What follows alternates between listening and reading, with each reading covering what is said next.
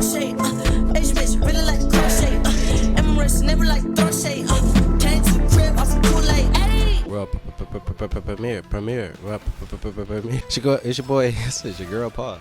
I was fortunate enough to be one of the first people outside of Sonic Team to go hands-on with Sonic Frontiers. Is this a conspiracy? Let me just say, if you're worried about why is Sega working with IGN? What is IGN first? I stopped watching IGN a long time ago. It's gonna be all right. What is this?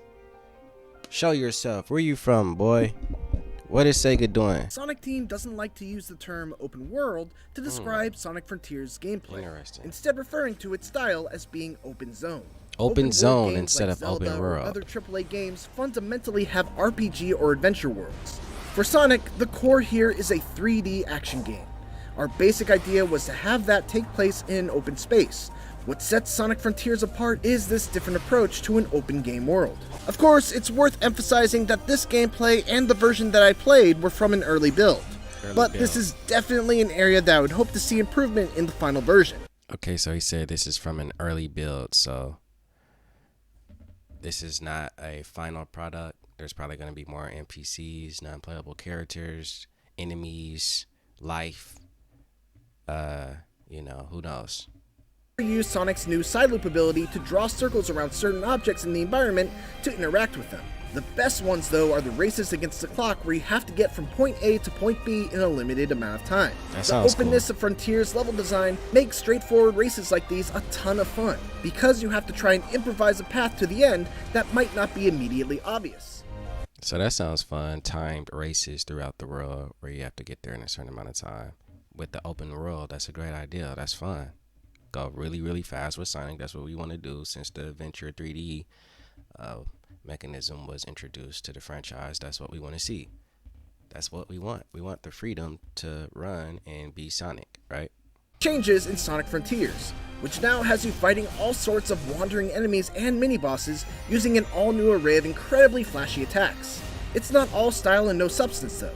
Sonic is able to quickly dodge using the bumper buttons on the gamepad, and by pressing them together, he can even parry attacks with the right timing. His homing attack also feels much more powerful, landing with a ton of impact and keeping Sonic stuck to his enemy, allowing for a flurry of follow-up strikes. So as you see, it's going to be a lot of combat, a lot of fighting going on. Countering, holding both the triggers, you can counter and parry, and I like this. Going back, maybe they took something from Sonic Unleashed and the werewolf mechanics of fighting the long ass arms. Maybe they took a little bit off of that and built it into this, which would be interesting. I'm not sure, but I know there's a lot of fighting in that game, so I'm excited about that. One of the things I really appreciate about the combat from what I played is that there are usually multiple ways to deal with specific enemies. Like, take for example this guy, who has an impenetrable shell that he can expand into spinning blades and throw at you. One way to deal with him is just to carefully time your homing attacks so you don't get hit by the blades. But if you do that, the window to damage him is small. To increase that window, you can either parry the blades and knock them away right before they hit you, or you can even use Sonic's side loop ability to encircle the enemy, which causes the shell to go flying upwards. Wow. Look at that, man. That's hard. Defeating these enemies will reward you with EXP that you can use to purchase new skills from a skill tree, which gives Sonic Frontiers a really nice feeling of power progression, even in just the relatively short amount of time that I played. Some of the later skills that you can get are just unbelievably cool, and it's super satisfying to see Sonic Team experiment with different ways that Sonic can attack enemies beyond just spins, jumps, and bumps. New combats, new finishers, that was all on Sonic Unleashed, so I'm happy to see that. In a non-werehog, douchey, cringy, annoying way, you still get Sonic, but he's able to do it all this time, not the werewolf or werehog form.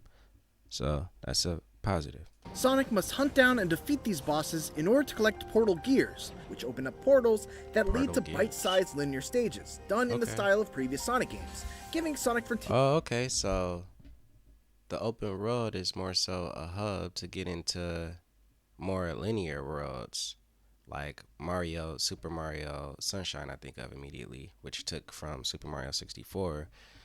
You're in a hub, Delfino Plaza, which is somewhat big, of course nowhere as expensive as this world, and throughout the plaza there will be paintings that you could jump in and enter a smaller, more condensed world where you can do things and achieve things. So, play, run around, set time, or, platforming, maybe some platforming and maybe some 2D will be involved. So I like that a lot. I'm liking this a lot more as I'm hearing about this hands-on. First impressions. Yo, we get some story based. Can Sonic go faster? I'm wondering the same thing. This looks rough. The best PS2 game in years. Seriously though, why did Sega choose IGN to push this? That's what I'm saying. It needs a little more time, but it's awesome. The new comments always keep it real. Who's back from the Sonic Central 2022? Not me. This music is what get me. Skill tree confirmed. Maybe he likes the music. Maybe they likes the music. Sonic Frontiers, Breath of the Wild. Yep. 2010 graphics. Damn. You really think so? I think the graphics was straight to me. It ain't like the Zelda Unreal Engine 5 video that I want to react to. That I saw a little bit of. But geez, give it a break. Game looking like a hollow PS02X Xenoblade 3. It'll be the Shadow of Colossus without being retrospect walk sim. Damn, man. This game will look much better just by putting enemy bases and removing the floating ramps and the random railings. Well, he said it's an early build. I don't know how true that is. I don't know if they're pandering or caping to Sega, if this is a paid effort. I'm hyped for both this and the game, especially the game. It looks awesome. I want to see some co-op. I want to see Tails, Knuckles. I want to see other characters. Is this a paid effort? Is this weird? Or is Sonic in trouble? Is Sega and Sonic in trouble? Is this their last desperate attempt to make Sonic somewhat fascinating to the masses? Are they in trouble? What was the sales for Sonic Team Racing or whatever the heck that was? That seemed desperate to me. That and weird. What is going on? I don't know. Let me know. That's all I got. Sonic Frontiers, first impression gameplay. I'm out. We going through. Easy. We like the woo. Y'all niggas easy. Cover the woo.